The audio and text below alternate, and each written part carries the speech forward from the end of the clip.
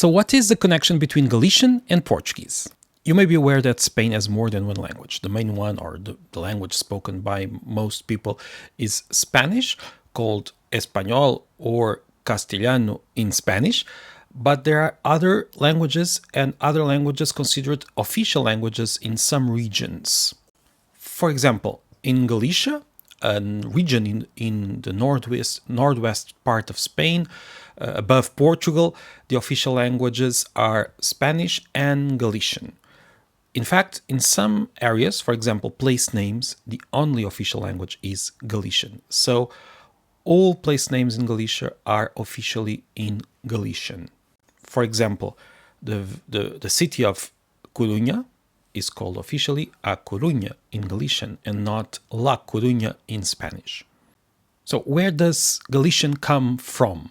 In fact, it comes from the very same place as Portuguese. And I should now tell the story very quickly.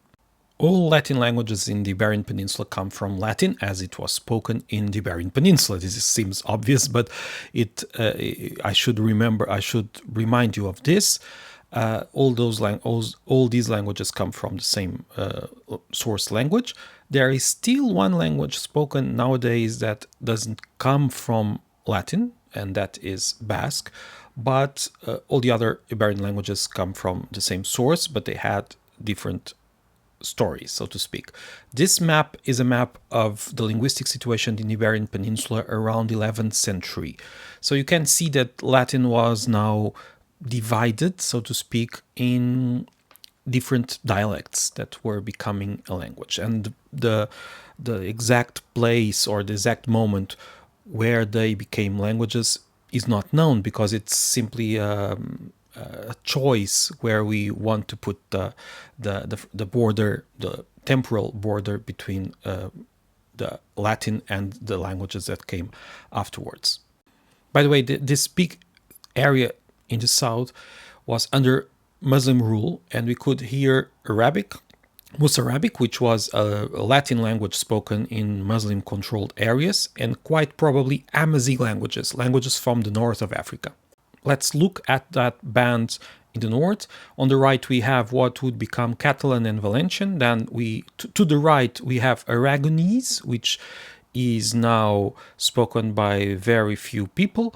Then we have the central band, which is Castilian, which ended up quite enlarged as it came to the south, and is today called, in English at least, Spanish. That is the main language of Spain, but it's not by far the only one.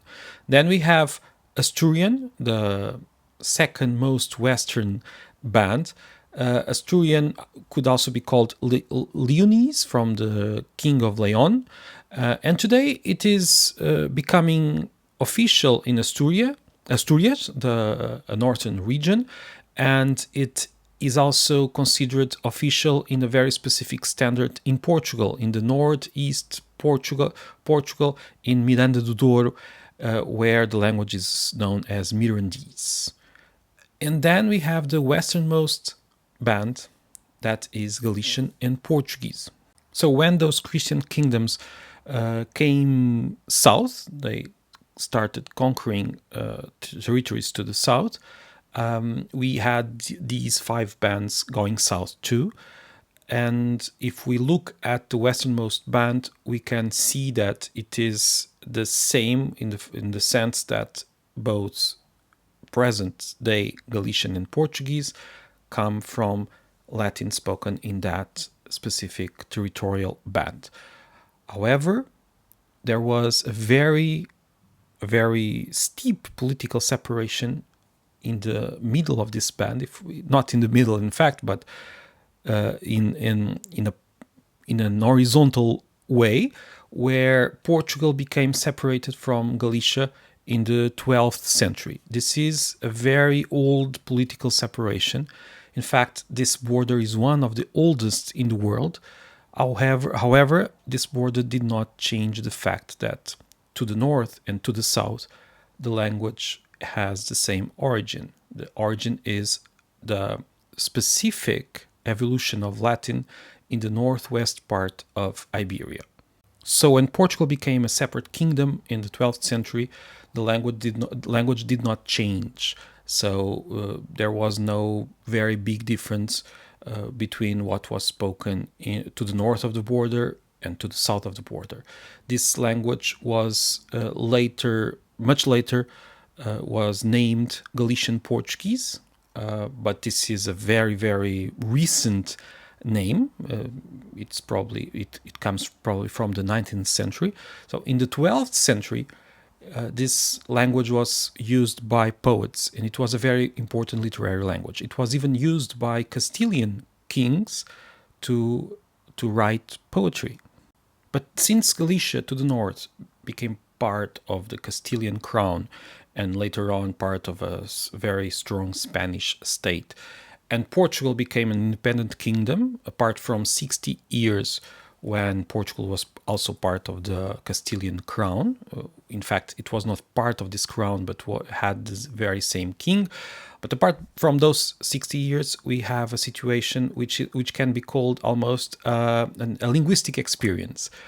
To the south, we have that original linguistic material became the national language of Portugal and became a very prestigious language. To the north, that very same material became Galician, which was not official, and even if it was spoken by everyone, was used less and less in writing and was not the language of a kingdom, or at least, well, it was the language of a, so to speak, kingdom, but that kingdom was just part of a very powerful crown, the Castilian crown. In the 19th century, Galician started being used again in literature, in that very romantic movement of trying to find the medieval roots of all the peoples of Europe. And the Galician people also had this movement, this literary movement, and so some people started writing poems, for example, again in Galician. But when they wrote Galician, they wrote it using a spelling much closer to Spanish than to Portuguese, because that very ancient connection between Portuguese and Galician, they came from the very same source, was forgotten. So people still spoke Galician at home. It never faltered as a spoken language, and people restarted using it as a literary language in the 19th century. If we look to Portugal in the 19th century, it had a very important literary language. It was used by other countries. Brazil became independent and used Portuguese as the national language. So Portuguese had a very, very strong standard, and it also forgot about the ancient connection to Galician. In fact, Portuguese developed its standard based on southern accents, or at least southern language uses, and so it became a bit more different from Galician than it would be if the standard was based on northern uses. But if we went through villages, for example, even in the 19th century, even in the 20th century, and if we heard people speak, we would see that the border between Portugal and Galicia, which is a very, very ancient border, still didn't separate completely the languages, and we could see that people spoke more or less the same thing with different accents, probably, but more or less the same thing to the north and to the south, even as late as the 20th century. Now, in the 1980s of the 20th century, Galicia became official in Galicia after the transition to democracy. To create an official standard, there were two ideas, two different strategies, if you wish. Some thought that Galicia should use a spelling similar to the spelling used by many writers, which was, in fact, very similar to the Spanish spelling. Some others thought that they should try to use a spelling and to create a standard that looked to the south, to Portuguese, since Portuguese was a language that came from the very same source, as I told you. In the 20th century, people already knew that there was that very medieval flourishing of literature, and it was quite quite a known fact, and so people could see that there was a very strong connection between Portuguese and Galician, and so some were for this reconnection of Portuguese and Galician. The official standard went to the Spanish, went the Spanish way, if you wish. So the spelling that uses some very Spanish traits, like the use of ñ, was the one chosen, and that's the official spelling nowadays. However, there are still some people called reintegracionistas, which means reintegrationists, people that want to reintegrate Galician into a common language with Portuguese. Those people still think that Portuguese and Galicia are two varieties of the same linguistic system, the same language, if you wish, and that Galician should use a system more, a spelling system and a standard, even in vocabulary, that is more similar to Portuguese, which is also a strategy to make sure that Galician doesn't become too Spanish sounding, which is a reality, in fact, because Spanish is used so much in Galicia nowadays that Galician is feeling the pressure to become more Spanish-like.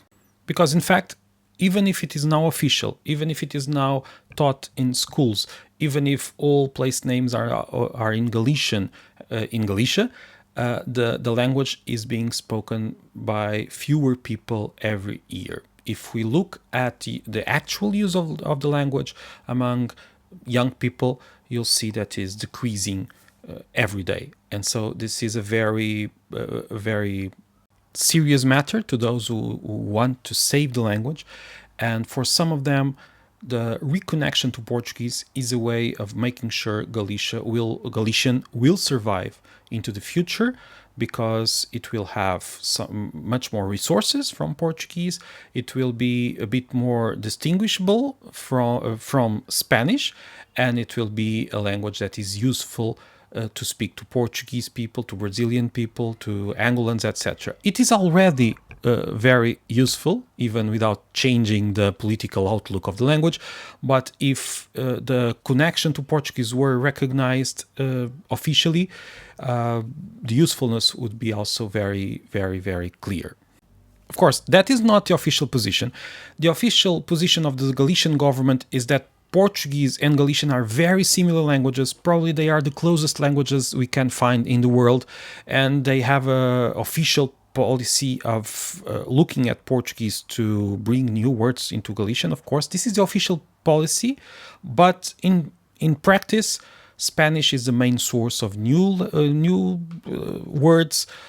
Spanish is also changing the way people pronounce the words, and Spanish is becoming the language, the everyday language of many people. So we have this situation which can be described as a problematic situation in what regards the survival of the language, and also a conflict between those who defend the official standard with a very Spanish sounding standard, and those who defend a different standard that would make Galician a bit more similar to Portuguese and would make it in some some people also defend this would turn Galician into a third standard of the what we could call Galician Portuguese language. We would have European language, European Portuguese, Brazilian Portuguese, and also Galician, and quite soon probably also some African standards that are being developed right now. I must say that I've been reading arguments from both sides, and in fact I know people from both sides of this conflict, and I think they are all trying to protect their language with different strategies, it's true, but they all agree that Galician should be protected. I've also been reading writers using the official standard and some other writers using the Reintegracionista standard, and as a Portuguese I can read both, and it's a very nice experience to read Galician, because Galician is part of the history of my language and it shows. In Portugal, this conflict and this problem is not very well known. It's becoming a bit more Portuguese people are becoming a bit more aware of it, but it's not normal for a Portuguese person to know that Galicians speak a language so similar to Portuguese. In fact, when Portuguese people hear Galician, since they are not exposed to it as much as we are to Brazilian Portuguese, for example, it's difficult to recognize the language. The sounds of Galician are lumped together in the Portuguese linguistic brain with Spanish features, because there are some sounds that we identify as Spanish. Don't forget that the Portuguese standard is based in the southern uses, so those Galician features are very hard to pin.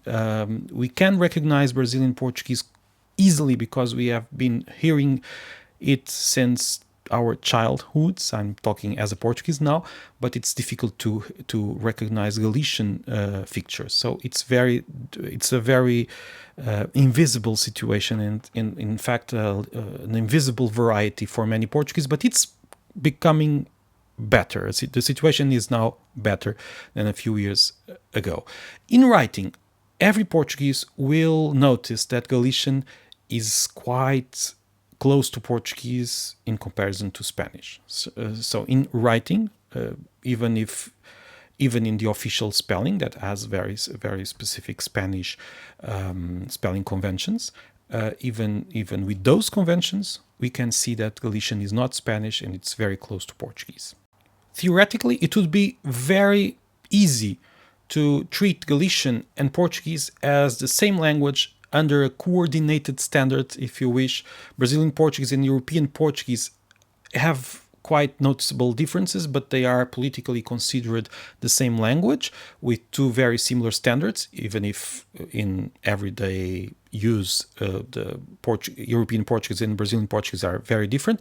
So it would be perfectly possible to treat Galician and Portuguese as the same language, but in fact there is no political awareness in the south that this could be something useful, and in the north we have this conflict that I have been describing in the last few minutes. So probably in the future Galician will keep the current standard, and what we can do is to, I'm talking as a Portuguese, is to read more Galicians, to hear them, and to speak in Portuguese to them, because it's quite common to find Portuguese people that go to Galicia and speak in Spanish, or try to speak in Spanish, when they can perfectly use their own language to speak with Galicians. Because even those Galicians that speak in Spanish in their everyday life,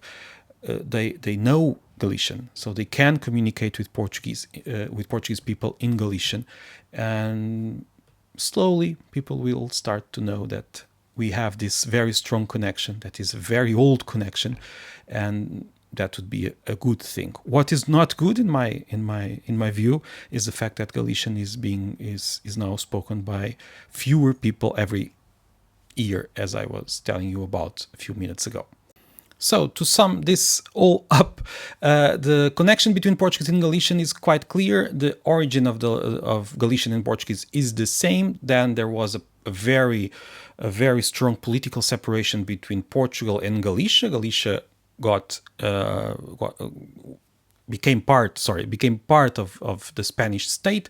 Portugal is an independent country and has been a country for many centuries now, and so there is this separation that resulted into a conventional separation between Portuguese to the south and Galician to the north.